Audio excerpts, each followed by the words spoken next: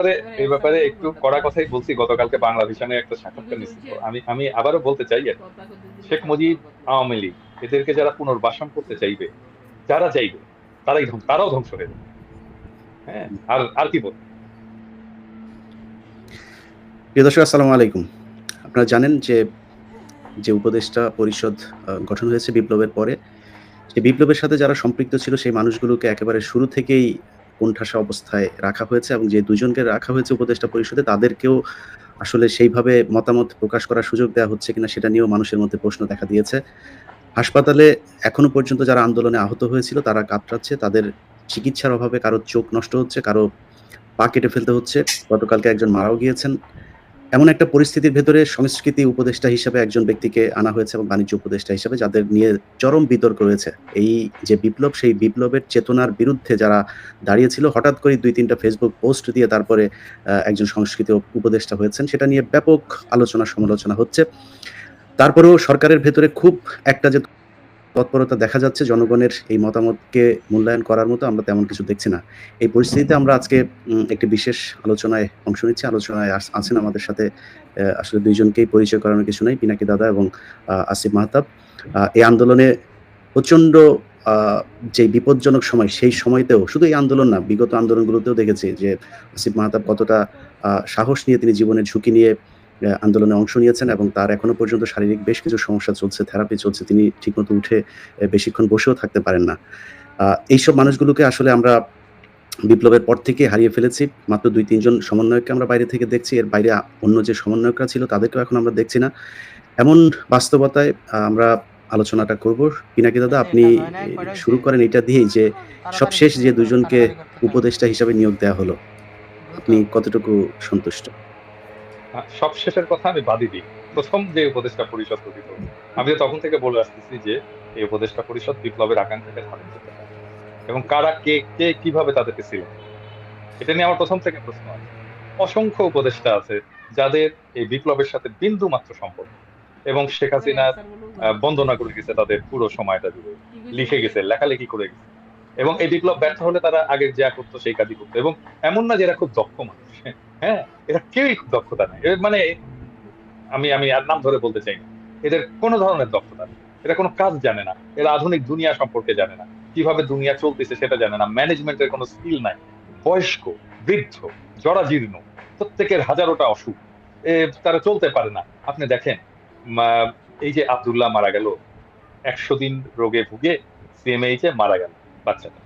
এ তো আমাদের সবচেয়ে, আমি আমি বলবো যে এই পর্যন্ত, আমি জানি না আরো কে কে আহত আছে, খোদা না করুক আর যেন না থাকে এরকম, কিন্তু আমি তো ধরে নেবো যে সেই আহ, এসে শেষ শহীদ হলো আর কি আমার। তো এখন এই যে ছেলেটা মারা গেল, বাচ্চাটা মারা গেল, এই যে সরকার গঠিত হয়েছে, এই সরকারের উপদেষ্টাদের কি উচিত ছিল না একবার একটু যে মৃতদেহটা দেখে আসা, দেহবড়িটা দেখে আসা, জানাজায় অংশ নেওয়া? কেউ গেছে? এতগুলো উপদেষ্টা আছে, একজন গেছে? যাদের রক্তের বিনিময়ে, যাদের জীবনের বিনিময়ে তারা আজকে ক্ষমতায় বসছে, ক্ষমতা উপভোগ করতেছে, সেই একটা বাচ্চা মারা গেল ১০০ দিন ভুগে, একটা উপদেষ্টার সময় হলো না যে একটু জানাজা করে আসে? মানে এরা এরা এরা কোন নৈতিকতায় সরকারের চেয়ার গুলোতে বসে আছে? এই প্রশ্নটা তো করতে হবে। এবং এই জন্যই বসে নাই, কারণ বিপ্লবে তো তাদের কিছু যায় আসে না। ওই বাচ্চার জীবন যাওয়া না যাওয়া দিয়ে তার কিছু যায় আসে না। সে তার বাচ্চাও না, ওরা তো আমাদের বাচ্চা, কিন্তু এই এই এই বাচ্চা তো এই উপদেষ্টাদের বাচ্চা না। বাচ্চা হলে নিশ্চয়ই যেত, নিজের ছেলের জানাজায় যেত। ওরা আমাদের ছেলে, ওরা আমাদের ছেলে না, ওরা আমাদের সন্তান। এই এই এই আব্দুল্লাহর মৃতদেহ তো চারদিকে ৪ জন উপদেষ্টা বহন করে নিয়ে যাওয়া উচিত ছিল, বীরের মতো করে। আমি শিওর, আজকে যদি আসিফ যদি উপদেষ্টা হতো, আসিফ মাহতাব উৎস যদি উপদেষ্টা হতো, আমি শিওর ও যে সামনে দাঁড়াই, ও ইমামতি করতো। শুধু ইমামতি করতো না, তারপরে ওই খাটিয়া নিয়ে ও সামনে যেয়ে দাঁড়িয়ে যাইতো। আমি শিওর এটা বলে দিতে হইতো না, কারণ ও ওন করে। ও তো বুক চিতায় তো এই লড়াইয়ে নামছে, ছাত্রদের উৎসাহ দিছে। কয়টা শিক্ষক ছাত্রদের সাথে যে লড়াই নামছিল? আসিফ নামছিল? শুধু নাম ছিল না, গ্রেপ্তার হয়েছে, এবং তাকে তাকে যখন নির্যাতন করছে সবাই দেখছে। হাতে হাতে পারতো না, হাতে একটা লাঠি ছিল, সেই লাঠি দিয়ে, এবং ওর একটা চিহ্ন আছে আঙুল এরকম উঁচু করে, তাই না আসিফ? জি, জি, হ্যাঁ, জি। হাত হাত কিন্তু ও আঙুল উঁচু করে আছে, মানে একটা সাইন দিচ্ছে, তার বিজয়ের চিহ্ন সে কিন্তু দিয়ে যাচ্ছে। তার শাহাদাতের চিহ্ন। বিশ্বাস অনুসারে, তার ধর্ম বিশ্বাস অনুসারে সে শাহাদাতের চিহ্ন দিয়ে দিচ্ছে। তো এরকম ছেলে যদি থাকতো, আসিফরা যদি থাকতো আজকে উপদেষ্টা পরিষদে, আজকে চেহারা অন্যরকম হতো। চেহারা অন্য আজকে আজকে আজকে তো আমাদেরকে প্রত্যেককে উপদেষ্টাকে জিজ্ঞেস করতে হবে, লজ্জা দিতে হবে, আপনার ছেলে যদি শহীদ হতো আপনি জানাজা করতে যেতেন না? আপনার ছেলে নাও। যারা শহীদ হয়েছে আমরা বলি না ওরা আমাদের ছেলে, যারা আহত হয়েছে আমরা বলি না ওরা আমাদের ছেলে, বাচ্চা আমাদের, আপনি যেতেন না? এই তো উপদেশটা আমার। বাচ্চারা রক্ত দিল, আর এই বুড়া হাবড়া, আমি বলি বুড়া খাটাস, এই বুড়া খাটাস গুলো যে ক্ষমতা ভোগ। না, কালকে রাতে যখন দেখেন, রাতে আসিফ নজরুলের বক্তব্যটা আমি শুনলাম, সেই বক্তব্যের ভেতরে তিনি বলছেন যে ডিসেম্বরের মধ্যে সবকিছু ঠিক হয়ে যাবে, মানে এটা নভেম্বর চলছে, ডিসেম্বর, তার মানে 1 মাস তাদের সময় লাগবে এটা নিয়ে কোনো একটা সিদ্ধান্তে পৌঁছাতে। তো কালকে কোনটা নিয়ে? হাসপাতালে, পঙ্গু হাসপাতালের সামনে গিয়েছিলেন তিনি রাতে, যখন আমি চিকিৎসা নিয়ে। চিকিৎসা নিয়ে আমি আপনাকে ইলিয়াস, আমি আপনাকে আজকে বলতেছি, আপনি লিখে রাখতে পারেন, কিচ্ছু করতে পারবেন, ওরা জানেই না। আমাকে তো এই বাচ্চারা প্রত্যেকদিন ফোন করে, কেউ না কেউ ফোন করে, এবং আমি ওদের ফোন ধরি, কথা বলি, দীর্ঘ সময় ফোন করে, কথা বলে, ওরা কান্নাকাটি করে, আমিও কিছু কান্নাকাটি করি, এবং আমি তো ওদের প্রবলেমটা বুঝি। এই পুরো উপদেষ্টা পরিষদ কেউ জানে না ওদের প্রবলেমটা, কেউ জানে না। আমি বলতেছি ওরা কেউ জানে না, কথা বলেনি ওদের সাথে, ওদের সমস্যাটা কি জানে না, বললেই হলো 1 মাসের মধ্যে সলভ করবে, জীবনেও পারবে না ওরা। আমি আজকে লিখে দিতে পারি, যদি কিছু করতে পারে আমি কান কেটে দেবো, কুত্তায় খাও, কান কেটে দিয়ে দেবো, কুত্তায় খাও। না, সে করার জন্য করবে না করবে সেটা তো পরে, মানে করার জন্য ডিসেম্বর পর্যন্ত সময় ওনাদের কেন লাগবে? মানে এই সময়টাতে ডিসেম্বরে পারবে না আইডিয়া, ডিসেম্বরে ওরা পারবে না, ওরা কিচ্ছু করতে পারবে না, কারণ ওরা জানেই না প্রবলেমটা কোথায়। না, আপনি একজন চিকিৎসক, আপনি জানেন যে যতটা সময় পার হবে একজন চোখের যে সমস্যাটা, পায়ের সমস্যাগুলো, এগুলোর যত সময় পার হবে তত তার ওইটার বিপজ্জনক অবস্থায় যাবে, এবং সেটা ইলিয়াস আপনি জানেন, আসিফও জানে, আমি 5ই অক্টোবর আমি বলছিলাম যে চিকিৎসার জন্য কি করতে হবে, এবং আমি নিজেকে ভলান্টিয়ার করছিলাম যে আমি এটা ভলান্টিয়ার করব। আমি এই একটা পরিকল্পনা করছিলাম, ওয়ান স্টপ একটা সার্ভিস সেন্টার করা হবে, যেখানে সমস্ত আহতরা আসবে, তাদের চিকিৎসা শুধু হবে না, তাদের সাইকোথেরাপি হবে, কাউন্সেলিং হবে, এবং ফাইনালি তাদেরকে পুনর্বাসন করা হবে। আমি 5ই অক্টোবর একটা পরিকল্পনা দিচ্ছি। তারপরে ডিজি হেলথ, তারপরে এটা স্বাস্থ্য উপদেষ্টার নজরে পড়ছে, ডিজি হেলথকে বলছে যে আমার সাথে বসে এই পরিকল্পনাটা চূড়ান্ত করতে। আমি লিখে দিছি প্রজেক্টের রেশনাল, লিখে দিছি অবজেক্টিভ, লিখে দিছি। তারপরে তাদের আসার কথা ছিল, কেউ আসে। আমি কিন্তু স্বাস্থ্য উপদেষ্টাকে বলছি যে টাকার কথা চিন্তা করেন না, বা আমি টাকা জোগাড় করবো। আরে ভিক্ষা করে টাকা জোগাড় করে দিতাম, কয় টাকা লাগবে? সেটা তো আমরাও বিভিন্ন সময় এই কথাগুলো বলছি যে যদি টাকা প্রয়োজনে প্রবাসীকে দেওয়ার জন্য আমি তো ইলিয়াস নিজে দায়িত্ব নিতে চাইছিলাম, যে আমাকে দেন, আমি এদের চিকিৎসার ব্যবস্থাটা করে দিচ্ছি, আমি পরিকল্পনাটাও করে দিচ্ছি। একটা জিনিস 14 জনকে বলতে হয়, তারপরে কোনো কাজ। আসিফ মাহতাব, আপনি আন্দোলনের একেবারে শুরু থেকেই ছিলেন, যদিও আন্দোলন শেষ হবার পরে আর আপনাকে আমরা দেখছি না, আপনি সিনের বাইরে চলে গিয়েছেন বা আপনাকে বাইরে রাখা হয়েছে। তো এই যে আপনি সিনের বাইরে চলে আসলেন, বা যারা আজকে এখানে উপদেষ্টা মণ্ডলীতে আছে, পিনাকিদা যেটা বলছিলেন, আমি বিশ্বাস করেন, আমাকে এখন যদি জিজ্ঞেস করেন যে সব কজন উপদেষ্টার নাম বলতে, আমি চিনিও না, নামও জানি না, মনে হয় 3-4 জনের নাম বলতে পারবো, এর বাইরে সবাইকে চিনিও না আমি, এবং চেনার প্রয়োজনও মনে করি না, বা তারা চিনাইতেও চান না।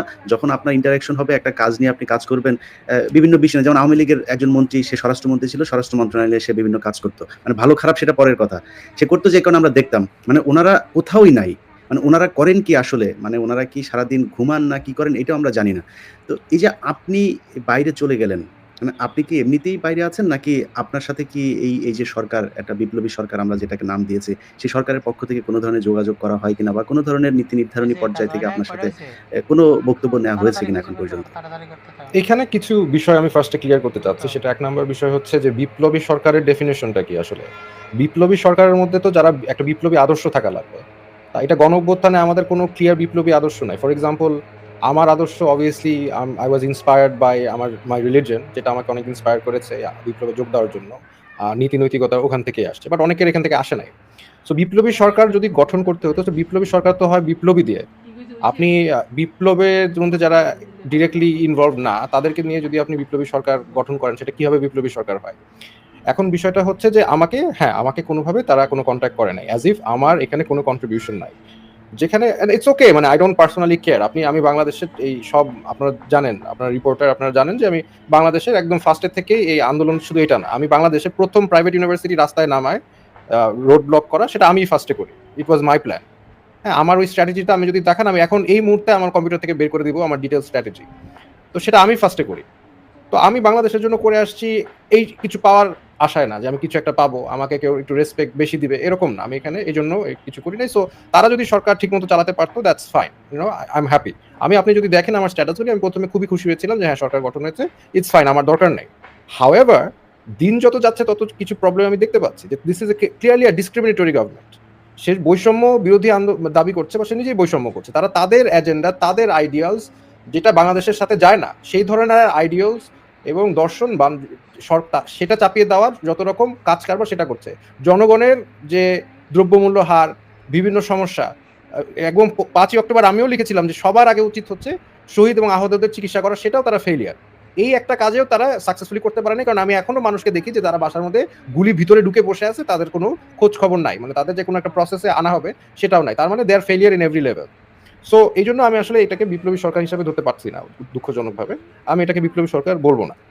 আমি যদি আরেকটু ফার্দার ইলাবোরেট করি, সেটা হচ্ছে যে এই সরকারটা মূলত যাদেরকে নেওয়া হচ্ছে তারা এনজিও সেন্ট্রিক। এখন এনজিও চালানো আর জনগণের নেতৃত্ব দেওয়ার ভিতরে আকাশ পাতাল পার্থক্য আছে। এনজিওরা যেমন নম চমস্কি আপনারা সবাই জানেন, পৃথিবীর মধ্যে one of the number one political thinker, সে এরকম বলেছিল যে একটা অর্গানাইজেশন, এনজিও অর্গানাইজেশন একটা ফ্যাসিস্ট বা একটা টোটালিটেরিয়ান একটা সিস্টেমের মতো, যেখানে এনজিওর যে মাস্টাররা তারা যেটা বলে ওয়ার্কারদের সেটাই করতে হয়, তাদেরকে ছাঁটাই করতে চাইলে করে দিতে পারে, তাদেরকে যাকে ইচ্ছা তাকে নিতে পারে, তার কালচার, অফিস কালচার, সেগুলো সবই ইয়ে করে এনজিওরা। তো তারা যদি দেশটাকে এনজিও মনে করে যে আমার এই দেশের জনগণ, আমি যাকে খুশি তাকে নিব, আমি যা খুশি তাই করবো, আমি আমার আদর্শ চাপাই দিব জনগণের উপর, দ্যাটস এ প্রবলেম। বিকজ জনগণের দ্বারা সরকার, সরকারের দ্বারা জনগণ না। এনজিও মানে ওয়ার্কার চালিয়ে অভ্যস্ত, এনজিও কারো মানে কিভাবে বোঝাবো, যে কারো আন্ডারে তারা তো থাকে না। কারণ এখন আমরা বলি সিভিল সার্ভেন্ট, তারা কিন্তু সিভিল সার্ভেন্ট, জনগণের দাস মানে সার্ভেন্ট তারা। তো তারা এইভাবে ট্রিট করছে না, তারা আমাদের উপর বলে দিচ্ছে যে এই যে আমরা এই লোকটাকে নিলাম। ওয়েল, আপনি নিলেন কেন? আপনি কাকে জিজ্ঞেস করে নিলেন? কি প্রসেসে নিলেন? আপনি বললেন হয়ে গেল? হ্যাঁ, তার মানে কি আপনারা কি আমার মাস্টার নাকি? You work for me, I don't work for you.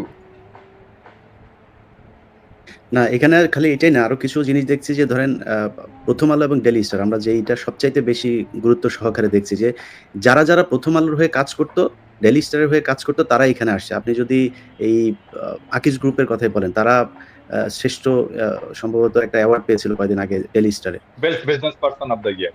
হ্যাঁ। তারপরে ফারুকি হওয়ার পর থেকে সারা দেশের মানুষ যখন কিনা তার বিরুদ্ধে তাকে নিয়ে সমালোচনা করছে, হাস্যকর মনে করছেন, 8 পাস একজন ব্যক্তি, আমাদের উপদেষ্টা, যিনি কিনা সার্বক্ষণিক গাঁজায় মত্ত থাকতেন এই সবিরহাটের এইখানে, এরপরে রিহাব খেটেছেন যিনি, যার বিরুদ্ধে মানে বিকৃত যৌনাচারের অভিযোগ আছে, এমন একজন বিকৃত মনা, প্রচন্ড রকমের ইসলাম বিদ্বেষী একজন মানুষকে এখানে দেওয়া হয়েছে। প্রথম আলো প্রতি ঘন্টায় ঘন্টায় তার পক্ষে নিউজ করছেন। এছাড়া আমরা যখন কিনা পিনাকিদা ডেইলি স্টার নিয়ে কথা বলছেন, আমি প্রথম আলো নিয়ে কথা বলছি, আমরা মানে এদের বিরুদ্ধে যখন এই যে একটা বিশাল ভারতের যেই হেজিমনি, তাদের বিরুদ্ধে যখন কথা বলছি, তখন আমরা দেখছি যে আসিফ নজরুল, তারপরে রেজওয়ানা, এরপরে প্রধানমন্ত্রীর প্রেস সচিব যিনি আছেন শফিক, আমি ওনাকে আসলে উনি শফিকুল আলম, উনি যে আসলে এই 15 বছর কোথায় ছিলেন আমি জানি না। তো হঠাৎ করে এসে ওনারা এত বড় দেশপ্রেমিক হয়ে গেলেন, এত বিপ্লবী সরকারের পার্ট হয়ে গেলেন। এখন এই প্রথম আলো আর ডেইলি স্টার থেকে আসলে দাদা আপনি তো বলছেনই বেশ কদিন ধরে, এখান থেকে মানে মানুষকে বের করবো কিভাবে, বা মানুষকে সেটা মানে মানুষ তো বুঝতেই পারছেন যে তারা যে প্রথম আলো এবং ডেইলি স্টার যে সরকারকে কিভাবে প্রভাবিত করছেন, কিন্তু আমরা সরকারকে কিভাবে প্রভাবিত করব, বা সরকার জনগণ দ্বারা কবে কিভাবে প্রভাবিত হবে? সরকারের কথা বলতেছেন? হ্যাঁ, সরকার প্রভাবিত হবে, হ্যাঁ, প্রভাবিত হবে না, কারণ তারা যেটা মনে করে সেটাই তারা করবে। হ্যাঁ, এবং তারা বলেন আমাদের ভুল হলে ধরায় দেবেন, আমরা সংশোধন করব। একটা জায়গায় দেখছেন ভুল সংশোধন করছে? একটা জায়গায় একটা দেখান তো যে ভুল ধরায় দেওয়া হয়েছে, সংশোধন করছে। সেদিন দেখলাম, আর পরশুদিন দেখলাম তো কোন একজন ভদ্রলোক লিখছেন যে আপনারা তো বলেন যে ভুল হয়েছে, ভুল ধরাই দিলে সংশোধন করবেন। ধরাই দিলাম, ফারুকির নিয়োগটা ভুল হয়েছে এবং সংশোধন করে। হ্যাঁ, তারা কখনো কোনো ভুল তারা কখনো, এবং তারা যেটা মনে করছে সেটাকেই প্রতিষ্ঠা করার চেষ্টা করে গেছে গায়ের জোরে। হাসিনা যেভাবে করতো ওরা সে একই জিনিস, মানে হাসিনারও ভোট লাগতো না, এটাও তো ভোটের সরকার না, তো এরাও মনে করতেছে যে আমরা আরেকটা হাসিনা হয়ে গেছি, ক্ষমতায় গেছে আমরা আরেকটা রাইট। কোনোদিন আমরা যতগুলো প্রশ্ন তুলছি, উত্থাপন করছি, কোনোটার জবাব পাইছে? কেউ পাইছে?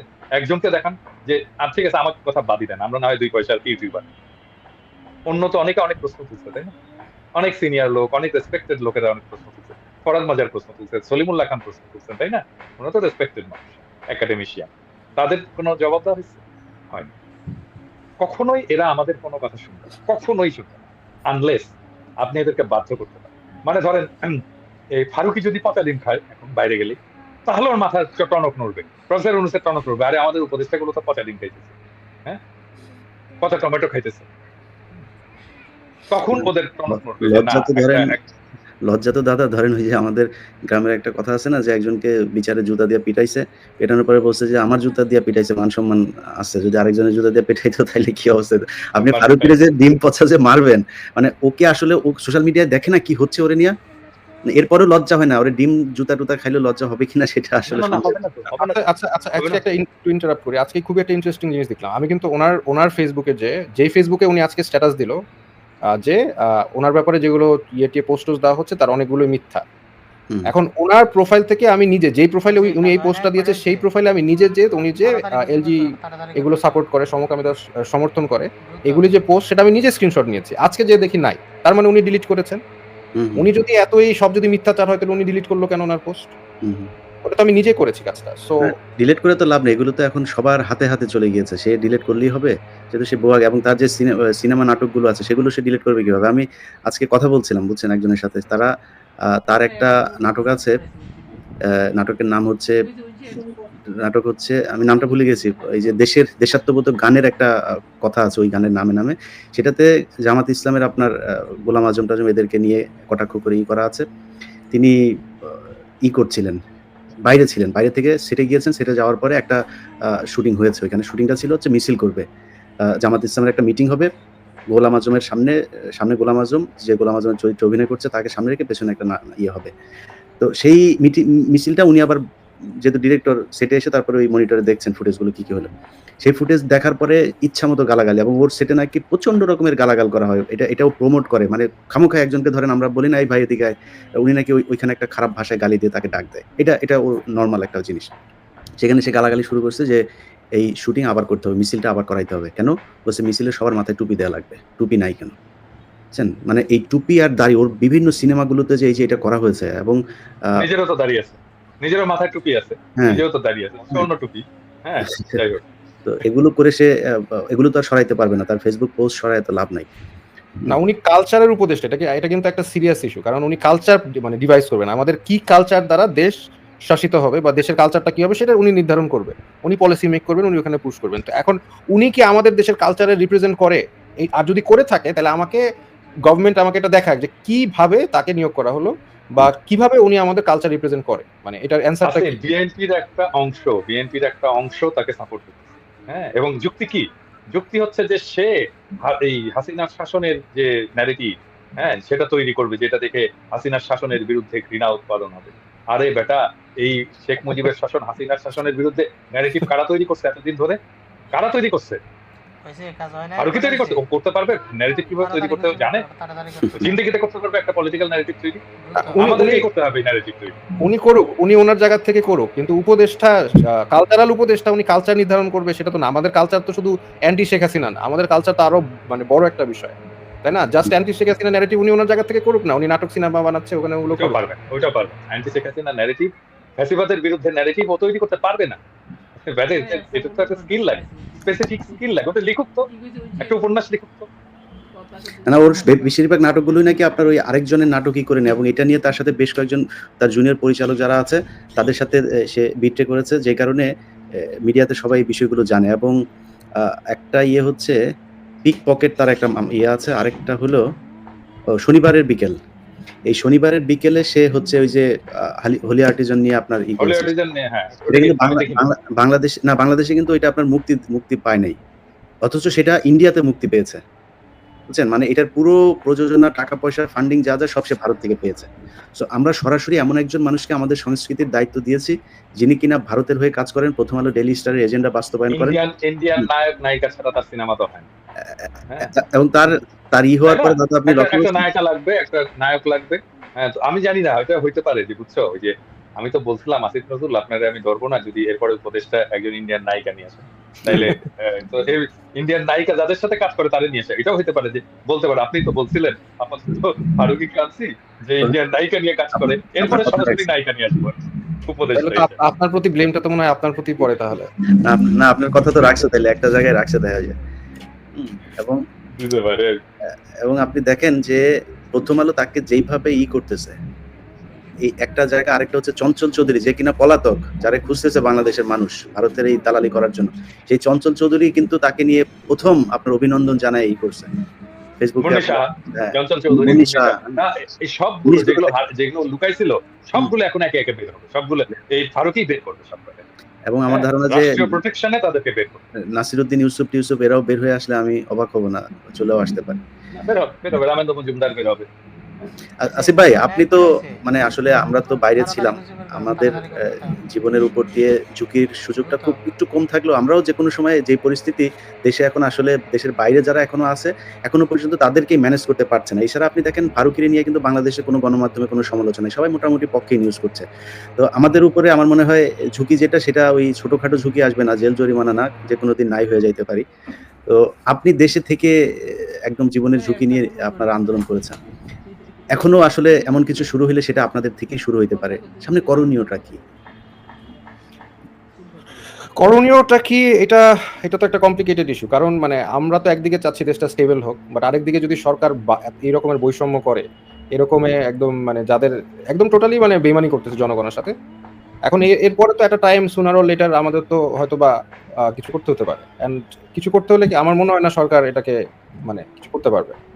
সরকার যদি এখনো মনে করেন এই ধরনের বৈষম্য করে, যে ক্লিয়ার বৈষম্য, তো এবং এই যে ফারুকি ওনাকে যদি নিচ্ছে যে এজেন্ডা, আর আরেকটা বিষয় হচ্ছে এই গভর্নমেন্ট ছিল ডেমোক্র্যাটদের সাপোর্টে, তো এখন ডেমোক্রেটরা কিন্তু নাই। তো কাজে ওনারা যদি মনে করেন যে আমেরিকা তাদেরকে খুব বেশি ব্যাকিং দিবে, তাদের এজেন্ডা বাস্তবায়নের জন্য দিবে না, কারণ কি আমেরিকাও জানবে যে তারা ডেমোক্রেটের সাপোর্টার। তো কাজে আমাদের হয়তোবা সামনে যদি এরকম চলতে থাকে তাহলে আমাদের তো অবভিয়াসলি মানে মুভ করতে হবে। তারা আসলে ভয় পাচ্ছে বা আমাদেরকে ভয় দেখানোর চেষ্টা করছে যে শেখ হাসিনা চলে আসবে এই সেই, কিন্তু তাদের ভয় পাওয়ার জায়গাটা আসলে ভুল। জনগণকে ভয় পাওয়া উচিত। যেই জনগণ শেখ হাসিনাকে তাড়িয়েছে সেই জনগণকে ভয় পাওয়া উচিত। সেই জনগণ কিন্তু আপনাদেরকেও, যদি আপনারা বেশি বাড়াবাড়ি করেন, এক্সট্রিমিজম বেশি করেন, উগ্রবাদিতা বেশি করেন, তাহলে আপনাদেরকেও তাড়ানোর জনগণের পক্ষে সম্ভব। মানে that's a clear message. We are not afraid of you, you have to understand that. আপনি কি আমাদেরকে গায়ে গুলি করবেন? ইজন্ট ইট নট ক্লিয়ার যে আমরা গুলি ভয় পাই না?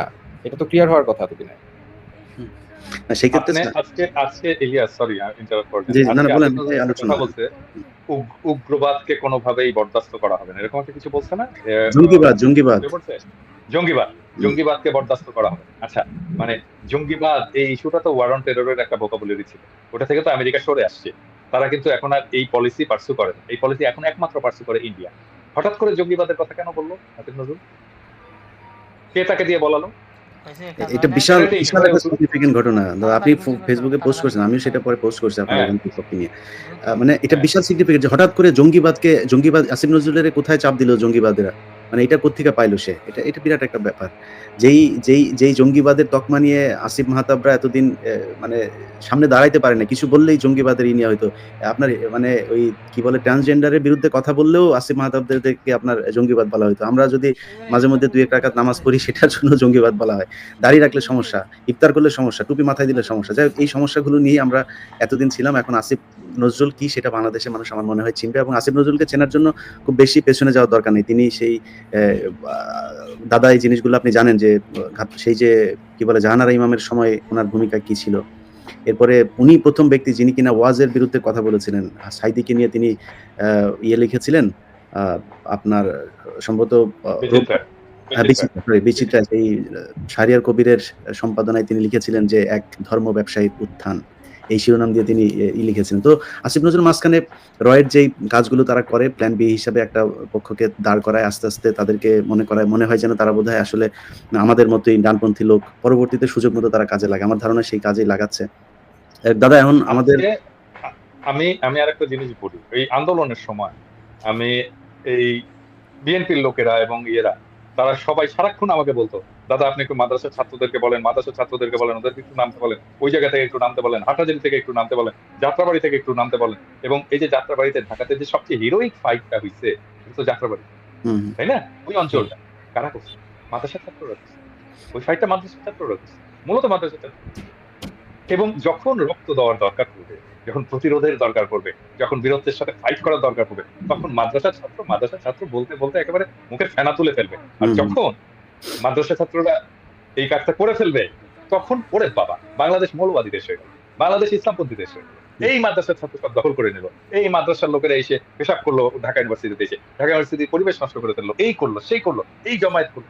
চিন্তা করছেন এদের মানসিকতা? চিন্তা করছেন? আপনার মাঝখানে একটা পোস্টের কথা মনে আছে দাদা, ওই যে প্রথম আলো, আমি খেয়াল করিনি, এটা আপনার পোস্ট দেখে তারপরে খেয়াল করলাম, তারা ওইটাকে স্পন্সর করছে, আপনার বুস্ট করছে যে জাহাঙ্গীরনগর বিশ্ববিদ্যালয়ে ছাত্র শিবিরের বিরুদ্ধে বামপন্থীদের 2.5 জন লোক 10-12 জন 10-12 জন হ্যাঁ মিছিল হ্যাঁ। করছে, সেটা প্রথম আলো আবার স্পন্সর করছে, এটা বুস্ট করে তারপরে মানুষকে জানাচ্ছে বামপন্থীদের সেই মিছিলের কথা। তো ছাত্র শিবির তো কিভাবে চলে সেটা তো ছাত্র শিবির সেই তাদের দক্ষতা দেখিয়ে দিয়েছে। ছাত্র শিবির ওই যে বাম দলের যে মিছিল ছিল, ওই মিছিলের মধ্যে যে 12 জনের মধ্যে 6 জন শিবির করে না, এটা কে জানে? তো কে এই জানে? বলে তো লাভ নাই আসলে। না, এইখানে আমার মনে হয় যে এই কারেন্ট এই মানে এনজিওগ্রাম গভর্নমেন্ট, তো এনারা হচ্ছে হয়তো বা একটা ট্রাই করবে যে ইন্টারন্যাশনালি আমাদের সবাইকে ইনক্লুডিং আমাকেও একটা এই হিসাবে এক্সট্রিমিস্ট হিসাবে, যেখানে মনে করেন আমার সব ধর্মের মানুষের সাথে আমার খুব ভালো সম্পর্ক, নাস্তিক থেকে শুরু করে আপনি মানে বৈদিক ধর্ম বলেন, খ্রিস্টান বলেন, সব ধর্মের মানুষের সাথে আমার অত্যন্ত, বুদ্ধিস্ট বলেন, ফ্রেন্ড আমার ভর্তি, সব ধর্মের মানুষের সাথে আমার ভালো সম্পর্ক। সেখানে তারা হয়তো বা they are going to try and sell যে আমি হচ্ছে এক্সট্রিমিস্ট, আমি মৌলবাদী, যেগুলো তারা ন্যারেটিভ, ওয়ারান্টরের ন্যারেটিভ তারা বলে, তারা এটা চেষ্টা করবে, আমাকে ডিফেম করার চেষ্টা করবে, আমার এটাই মনে হচ্ছে। মানে মানে আমাকে ধরেন, আমি যখন মানে জেলে আমাকে পাঠায়, তখন মনে করেন যে হিন্দু ছেলেরা, খ্রিস্টান ছেলেরা মানে কিভাবে আমাকে রেসপেক্ট সম্মান করলো ওখানে, সেটা আপনি যদি দেখতেন যে তাহলে বুঝতেন। বাট তারপরে মনে করেন তাদের যে ন্যারেটিভটা সেটা তারা ইন্টারন্যাশনালি বিল্ড করার আমার মনে হয় চেষ্টা করবে ফর ইন্টারন্যাশনাল সাপোর্ট, কারণ তাদের international support I think is এখন একটু নড়বড়ে ট্রাম্প জেতার পর থেকে। জি দাদা, আমাদের এখন আসলে করণীয় কি, আসলে কি করা উচিত? কারণ বাংলাদেশের মানুষ তো এখনো পর্যন্ত আমরা মানে আমি জানি না যে মিডিয়া গণমাধ্যমে এখন পর্যন্ত এই যে এত নাকি হাজার হাজার বিলিয়ন বিলিয়ন ডলার নাকি বিদ্যুৎ খাত থেকে গিয়েছে, এত নাকি লুটপাট, এমপি মন্ত্রীরা এত কিছু করেছে, বাংলাদেশের গণমাধ্যমে কোনো নিউজ নাই এখনো আমাদের। আপনি নিশ্চয়ই আমার মতো একই রকম পান, ইমেলে সারাক্ষণ আসতে থাকে, আমি ইমেলে এই 200 জিবি আপনার কিনতে হয়েছে, এত ফুটেজ ইয়ে পাঠায়।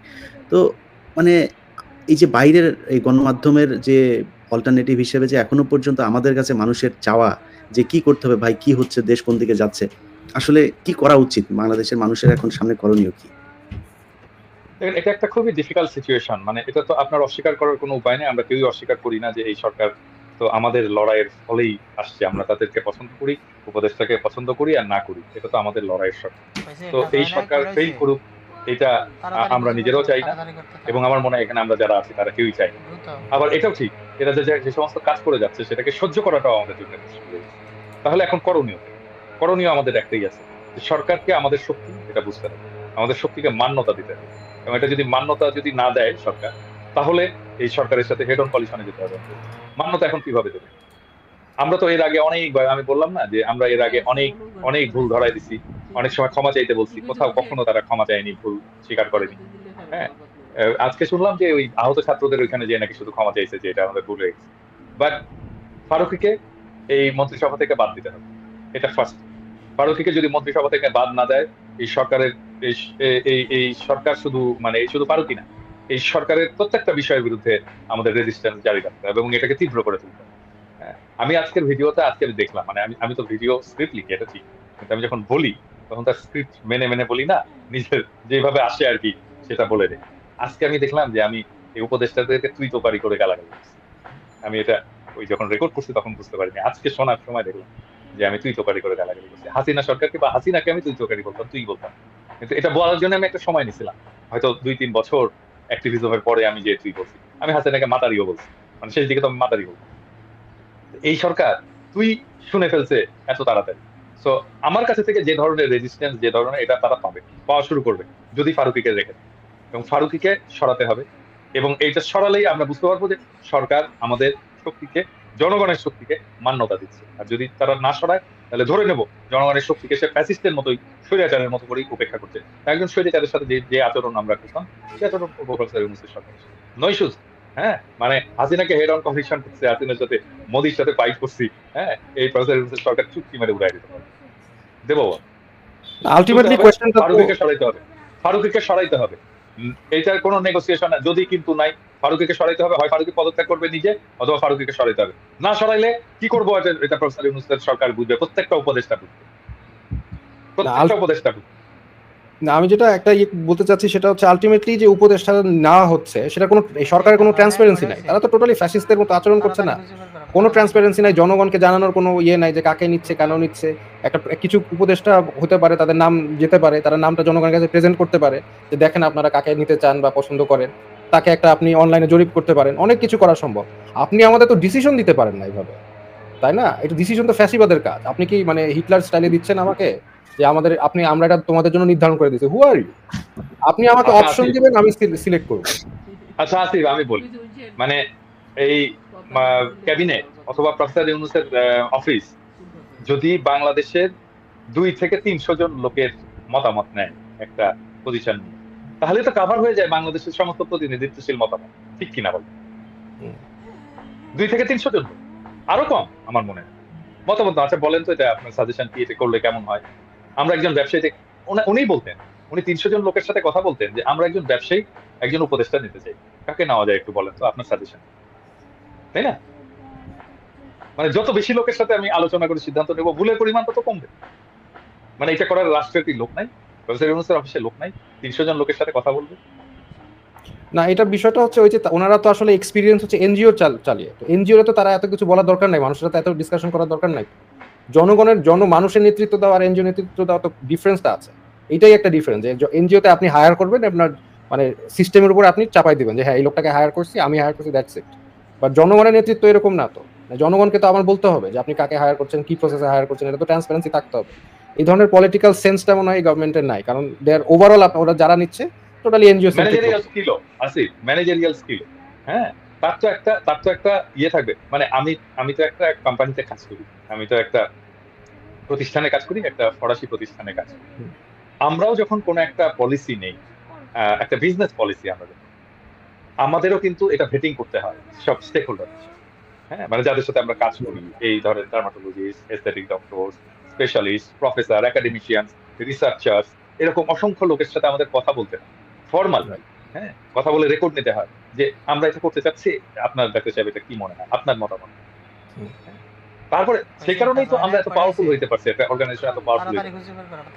কারণ আমরা যেটা চিন্তা করি, ঠিক আছে, আমাদের প্রত্যেকের ধরেন আমাদের অফিসে তো আর এমন কেউ নাই যার বিজনেস গ্রাজুয়েশন নাই, মার্কেটিং এ যারা কাজ করছে পিএইচডি নাই, হ্যাঁ, এরকম সমস্ত লোকজন আছে, সব এক্সপার্ট আছে, বাট স্টিল আমাদের প্ল্যানিংটাকে, আমাদের মেথডটাকে ভ্যালিডেট করে নিতে হয় স্টেক হোল্ডার, এবং সেই কারণেই আমাদের ভুলের সংখ্যা পরিমাণ কমে।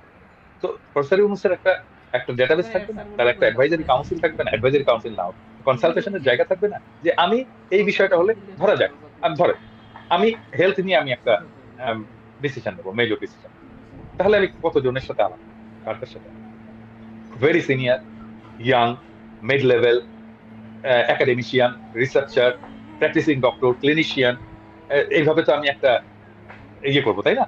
করে বা হেলথ অ্যাডমিনিস্ট্রেটর, এরকম করে আমার একটা একটা প্যানেল থাকবে যার সাথে আমি কথা বলবো, যে আচ্ছা বলেন তো এটা এই ডিসিশনটা নিতে যাচ্ছে, এটা আপনার ইয়ে। আরে মাথার মধ্যে থেকে তো চিন্তা বাড়ায় না, এটা তো এইভাবে চলে না দুনিয়া। এটা তো ওদেরকে বুঝতে হবে, এরা আসলে জানেই না দুনিয়াটা কেমন করেছে। কারোর সাথে কোনো কথা, কারোর সাথে কোনো আলাপ নাই, মাথার মধ্যে যেটা আসতেছে মতিউর রহমান আর মাহফুজ আনাম যেটা বলতেছে ঠিক সেটাই সেটাই মানে ম্যাসিভ নেপোটিজম, মানে এক্সট্রিম লেভেলের নেপোটিজম। তাদের লোক তারাই দিবে, তাদের আদর্শ, তাদের দর্শন, তার বাইরে কাউকে একসেপ্ট করবে না। এটা তাদের মানে ম্যাসিভ নেপোটিজম আমার মনে হয় ওভারঅল। হ্যাঁ, ওই তো রক্ত দেওয়ার সময় মাদ্রাসার ছাত্র, আর ক্ষমতায় বসার সময়, চেয়ারে বসার সময় প্রথম আলো লেগেছে। হ্যাঁ, এটাই হচ্ছে বাংলাদেশের সুশীলদের, এটাই হচ্ছে বাংলাদেশের সুশীল এলিটদের স্ট্র্যাটেজি।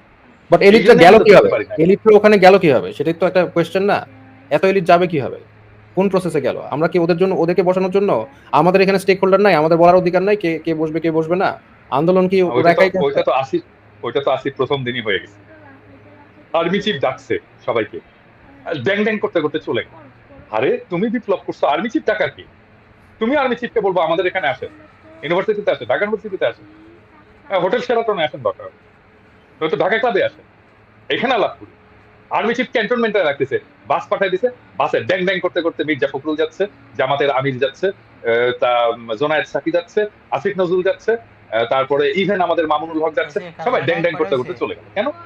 মানে এইটুকু পলিটিক্যাল সেন্স নেই আমার ওখানে যাবো না। আরে ভাই শোনেন, আমি আমার সাথে অনেকে দেখা করতে আসে, হ্যাঁ, তো আমি তখন এটা বলে দিই, এটা ট্রিক্স, এটা বলে দিই, তো আমার সাথে দেখা করতে আসে, বলে আসেন কফি খাবো আপনার সাথে। আমি বলি, না, আমার বাসায় আসেন।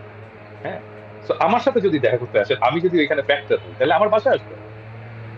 হ্যাঁ, তো তাহলে বিপ্লব যদি আমি করে থাকি, তাহলে আমার কাছে আপনাকে আসতে হবে, আমি আপনার ওইখানে যাবো না। আচ্ছা, প্রথমেই এক্স্যাক্টলি, তো আমি হাত স্বীকার করে নিব। আমি তো এক্স্যাক্টলি। প্রথমেই আপনার সুপিরিয়রিটি, আপনার আপনার হায়ার পজিশন আমি স্বীকার করে নিলাম, সেই জন্য আমি তো গেলাম আপনার ওইখানে। যখন ইয়ে হলো, ওই যে 7ই নভেম্বরের বিপ্লব হলো, তাহের যে যখন ইয়ে করলো, জিয়াউর রহমানকে বের করে আনলো, জিয়াউর রহমানকে তাহেরের সে কাছে যান। ইয়েতে নিয়ে আসতে চাচ্ছিল, হুম। যে শহীদ মিনারে নিয়ে আসতে রোডে, চাচ্ছিল। হ্যাঁ। হ্যাঁ, এবং জিয়াউর রহমানকে আসতে দেয়, এবং জিয়াউর রহমানকে যে আসতে দেয়নি, সে কারণেই জিয়াউর রহমান প্রেসিডেন্ট হয়েছে। জিয়াউর রহমান যদি শহীদ মিনারে আসতেন, তাহলে তাহের প্রেসিডেন্ট হতো। হুম। হ্যাঁ, কর্নেল তাহের প্রেসিডেন্ট, মানে তাহলে নিয়ন্ত্রণটা তাহেরের হাতে চলে যেত।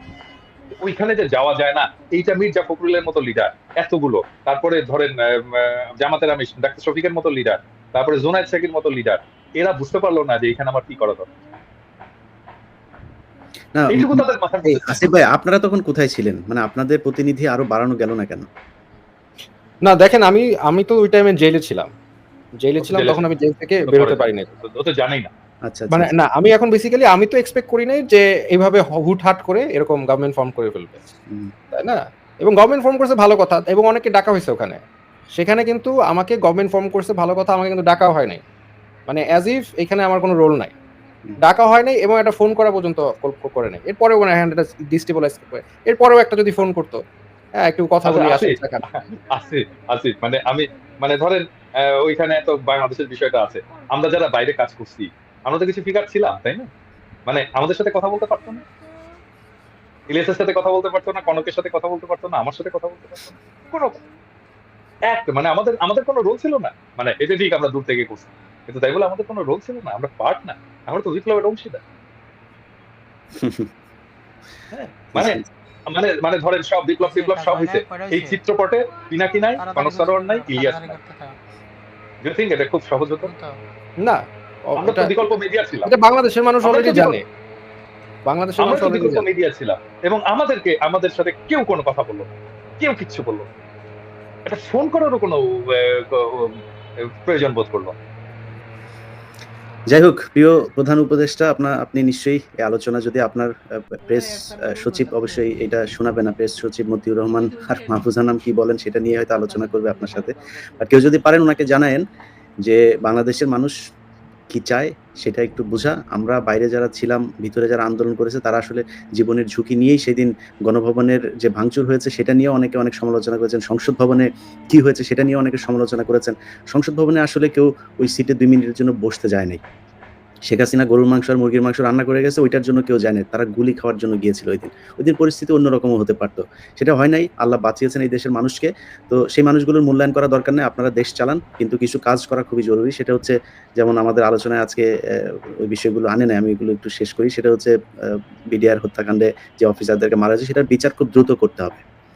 তারপরে এই আহত নিহত তাদের পরিবারগুলোকে দেখতে হবে। প্রবাসীরা ওই ভিআইপি লাউঞ্জ করে তারপরে তাদের পানি খাইতে হবে আর ৳১৫ দিয়ে কফি খাবে, এটার জন্য প্রবাসীদের আসবেও না, যাবে না। তাদের সৌদি আরবে যাইতে ৳৫,০০,০০০ লাগে, সেটা কেমনে ৳১,০০,০০০ লাগে? সিন্ডিকেট ভাঙতে হবে, পাসপোর্ট সহজলভ্য করতে হবে, তাদের ঋণের ব্যবস্থা করতে হবে, তাদের পরিবারগুলো কোনো বিপদে পড়লে থানায় আলাদা একটা ডেস্ক করতে হবে, যে ডেস্ক থেকে থানার পুলিশ শুধুমাত্র প্রবাসীদের পরিবারকে নিরাপত্তা দিবে এটার জন্য। এরকম অনেকগুলো কাজ করা যায়। এই এটা দাদা আপনার। আরেকটা বলে নিই, জি। মানে প্রবাসীরা মারা গেলে তাদের মৃতদেহ নিকট চায় বাংলাদেশে ফেরত নিতে হবে। হুম। এবং হ্যাঁ, নিতে হবে, এবং তাদের ওই পরিবারগুলোকে আমি আমি মনে করি যে একটা বড় অঙ্কের একটা মানে প্রণোদনা দেওয়া উচিত। একটা মানুষ মারা যাওয়ার পর ওই পরিবারটা আসলে সারা জীবনের জন্য পঙ্গু হয়ে যায়। এখনো পর্যন্ত আ আন্দোলনে যারা আহত নিহত হয়েছে তাদের বাইরেও তো বাংলাদেশের চিকিৎসা খাত খুবই খারাপ একটা অবস্থায় ছিল। সেই চিকিৎসা খাতের আসলে কোনো, এই একটা সরকার এসছে, কোনো নতুন কোনো কিছুই আমরা এখনো দেখি নাই। তো এইসব জায়গাগুলো নিয়ে আমার মনে হয় মানুষের আস্তে, আস্তে ক্ষোভ বাড়ছে। সেই ক্ষোভটা যে শুধু পিনাকি ভট্টাচার্য কিংবা ইলিয়াস হোসেন, কনক সারোয়াররা করবে, বা বাইরে যারাই কথা বলছেন আরো অনেকেই আছেন এই সরকারের বিরুদ্ধে কথা বলেছেন। সো আমরা কি বলবো, এখনো সেটার দিকে না তাকিয়ে আমার মনে হয় আসিফ নজরুলের যে ঘটনাটা ঘটেছে সুইজারল্যান্ডে, সেটার দিকে একটু নজর দেওয়া উচিত। এই ধরনের ঘটনা কিন্তু সাধারণ মানুষের সামনে গেলেও আমার ধারণা এখন পচা ডিম আর জুতা-টুতা খাইতে পারে। এই উপদেষ্টা পরিষদে যারা আছে তাদের বোঝা উচিত, তারা যদি উপদেষ্টা পরিষদটা ভেঙে যায়, সেটা যদি সেনাবাহিনীও আসে, তারা মেম্বার নির্বাচন করে জিততে পারবে কিনা সেটার খুবই সন্দেহ আছে। অতএব তাদের সুদীর্ঘ একটা পথ চলতে হবে। এবং আমি মনে করি সেই পরিকল্পনা করেই তারা আগাবে। যেই কয়দিন পরিষদ এই কি বলে উপদেষ্টা পরিষদে আছে সেই দিনের চিন্তা না করে এরপরে কি করবে মানুষ, এরপরে তাদেরকে কিভাবে নিবে সেই বিষয়গুলো চিন্তা করা উচিত। পিনাকি দা আপনাকে ধন্যবাদ, আসিফ মাহতাব আপনাকে ধন্যবাদ। আমি সবশেষ একটা কথা বলেই নেই, সেটা হচ্ছে যে পিনাকি ভট্টাচার্য উনি কিছুদিন আগে একটা দিয়েছিলেন, স্বাস্থ্য মন্ত্রণালয়ের ব্যাপারে একটা ওনার খসড়া একটা প্রস্তাবনা দিয়েছিলেন। আমি মনে করি যে ওনাকে মানে আমি দাদার সামনে এটা বলা ঠিক হচ্ছে কিনা জানি না, যে ওনাকে যেহেতু ওনার স্বাস্থ্য খাত নিয়ে কাজ করার অভিজ্ঞতা আছে, ওনাকে সেইখানে একটা দায়িত্ব দেওয়া যায় কিনা। এমনকি উনি ফ্রান্সে বসেও আমার মনে হয় একটা দায়িত্ব পালন করতে পারেন, উনি যদি দেশে নাও যেতে চান বা তারা যদি নাও চান। ফ্রান্সে বসে ওনার কাছ থেকে সেই পরামর্শগুলো অন্তত নেওয়া যায়। শিক্ষা খাতে আমি মনে করি যে আসিফ মাহতাব তিনার যে আইডিওলজি, তিনি যেই চিন্তা ভাবনা করেন, বাংলাদেশের ৮০% মানুষ সেই চিন্তা করেন আমার মনে হয়। সো আসিফ মাহতাবকেও কোনোভাবে শিক্ষা কিংবা পররাষ্ট্র এইসব মন্ত্রণালয়গুলোর সাথে যুক্ত করা যায় কিনা, ডক্টর কনক স্যারও আছেন, তাদেরকেও কোনোভাবে যুক্ত করা যায় কিনা, এই জিনিসগুলো আমার মনে হয় সরকারের ভেবে দেখা উচিত। আবার অনেকে মনে করতে পারেন আমার কথা বলছি কিনা ইনডিরেক্টলি, আমার আসলে বাংলাদেশে যাওয়ার আগামী 5 বছরের ভেতরে কোনো পরিকল্পনা নেই, কোনোভাবেই সম্ভব না। আমি যাব না আরকি, এটা আমার নিজের সিদ্ধান্ত। যারা উপদেষ্টা পরিষদে আছেন তাদের কাছে সবশেষ পিনাকিদা যে দাবিটা করেছেন যে ফারুকীকে খুব দ্রুত সরাইতে হবে, তাহলে আমরা মনে করব অন্তত ফারুকীকে পদত্যাগ করতে হবে। হ্যাঁ, এই ছোট্ট একটা জায়গায় অন্তত আপনারা আমাদের কথা শুনছেন। যদি না শুনেন, পিনাকিদা যেটা বলেছেন, আমরাও কিন্তু অল্টারনেটিভ একটা মিডিয়া হিসাবে গত 5 বছর ধরে কাজ করছি। সো আমরা যদি নাকি সবাই মিলে বিদ্রোহ করি, সেটা আপনাদের জন্য খুব বেশি একটা সুখকর হবে না। আমরা অবশ্যই বাংলাদেশের মানুষের সাথে আছি, যারা আন্দোলন করেছে, তারা যদি নতুন কোনো আন্দোলন শুরু করে সেটার সাথেও আমরা থাকবো। আমরা এই সরকারের বিরুদ্ধে যেতে চাই না। অনেক নির্যাতন, অনেক ঝুঁকি নিয়ে তারপরে কাজ করেছে। আর এই দাদা যেটা বলল যে 1 মাস 3 মাসের মধ্যে আমরা তাদেরকে এই ভাষায় কথা বলবো, এটা কখনো চিন্তা করিনি, সেভাবে বলতেও চাই না। সো আমার বিশ্বাস আপনারা আমাদের এই বক্তব্য, আজকে যে আলোচনা হলো সেটা বুঝবেন। দাদা কিছু বলবেন? না, আমি মনে করি যে আমাদের কারিকুলাম যে সংস্কার যে কমিটি হয়েছে বাচ্চাদের পাঠ্য বইয়ে, এখানে আসিফকে দ্রুত অন্তর্ভুক্ত করা উচিত। কারণ আসিফ এটা নিয়ে কাজ করছে এবং আসিফ ওখানে কন্ট্রিবিউট করতে পারবে, ভেরি পজিটিভলি কন্ট্রিবিউট করতে পারবে, এবং আসিফের এক্সপার্টাইজ এখানে কাজে লাগানো উচিত। এবং ওই কারিকুলাম ইয়েতে যাদেরকে নেওয়া হয়েছে তাদের, ইভেন আমিও তো কারিকুলাম নিয়ে কাজ করছি, তাই না? আমার কাছে এখানে কিন্তু আমার কাছ থেকেও সাজেশন নিতে পারতো। মানে কারিকুলাম নিয়ে যে মেথডিক্যাল কাজ, যে ক্রিটিসিজম করা, বই ধরে ধরে, চ্যাপ্টার ধরে ধরে, লাইন ধরে ধরে, সেটা তো আমি কিছুটা করছি। আমি কমপ্লিট করতে পারিনি, কারণ তার মধ্যেই তো হাসিনার বিরুদ্ধে লড়াইটা শুরু হয়েছে। আসিফ ওই কাজটা, যদি আসিফ ওইখানে থাকে তাহলে কাজটা ভালোভাবে ওখানে। দাদা ইদানিং একটা জিনিস দেখছেন, আপনার চোখে পড়ছে যে প্রথম আলো ডেইলি স্টারে অধ্যাপক আবু সাইদ ইদানিং কিন্তু খুব পাখা মেলা শুরু করেছেন। বিশ্ব সাহিত্য কেন্দ্রে, হ্যাঁ হ্যাঁ হ্যাঁ বিশ্ব সাহিত্য কেন্দ্রে, হ্যাঁ হ্যাঁ তো ওনারে তো তাহলে ধরতে হবে। আমি বলে রাখি, সাইদ স্যার যদি কারো কেউ যদি এটা ইয়ে করে, সাইদ স্যারকে দেখাবেন যে স্যার আপনি রিটায়ার করেন, আপনি এর মধ্যে ঢুকেন না, হ্যাঁ, মানে বেইজ্জত হবে না, ঢুকেন না, কোনো দরকার নেই। ভালোভাবে বললাম, আজকে আমার বাবার বন্ধু মানুষ তো। ডেইলি স্টার খুব প্রমোট করছেন ওনাকে, জানি না এটার পেছনে উদ্দেশ্য কি। আসিফ ভাই, আপনার যারা শিষ্য ছিল, যাদেরকে নিয়ে আন্দোলন করলেন, তাদের উদ্দেশ্যে যদি, আমি জানি না তাদের সাথে আপনার এখন যোগাযোগ কতটুকু আছে, এই প্রশ্নটা করে আর বিব্রত করলাম না, তাদের প্রতি যদি কোনো উপদেশ পরামর্শ থাকে। না, তাদের সাথে সবার সাথেই যোগাযোগ আছে, এবং আমি সবসময় বিভিন্ন সময় মানে বাংলাদেশের প্রত্যেকটা স্টুডেন্টের থেকেই, বিভিন্ন প্রান্ত থেকে তারা আমার সাথে যোগাযোগ করার চেষ্টা করেন, অনেকে করেছেন এবং করছেন। তাদের কাছে উপদেশ হচ্ছে বা সাজেশন হচ্ছে যে আমরা বৈষম্য, যদি অ্যাটলিস্ট প্রাইভেট ইউনিভার্সিটি স্টুডেন্টদের সাথে যদি যখন বৈষম্য হচ্ছে, এটা আসলে আমরা ইনিশিয়ালি অনেক ছাড় দিয়েছি, বিকজ আলটিমেটলি স্টুডেন্টের থাকার কথা ইউনিভার্সিটিতে পড়াশোনা করতে। বাট আপনাদের সাথে যদি বৈষম্য এই লেভেলের করা হয়, সেই ক্ষেত্রে আমার মনে হয় আপনাদের আবার সোচ্চার হওয়া উচিত, যে বৈষম্য যাতে না করা হয়, এইভাবে আপনাদের ভয়েস রেজ করা উচিত আসলে। কারণ মানে আমরা যথেষ্ট পরিমাণ টাইম দিয়েছি, আমরা যথেষ্ট পরিমাণ মানে পেশেন্স দেখিয়েছি। আই থিঙ্ক মানে ওই ফারুকি উনি একটা রেড লাইন, ওই রেড লাইনটা ক্রস করেছে। কাজে এখন থেকে আমরা মানে টোটালি এই গভর্নমেন্টের কে সাপোর্ট আমরা দিতে পারতেছি না। যদি এই ফারুকি থাকে, আমরা সাপোর্ট দিতে পারতেছি না। দাদা একটা গুরুত্বপূর্ণ আলোচনা আমি বাদ গেছে আমাদের, সেটা হচ্ছে যে এই যে শেখ মুজিবের ছবি রাখা নিয়ে, এটা আপনি কিভাবে দেখছেন?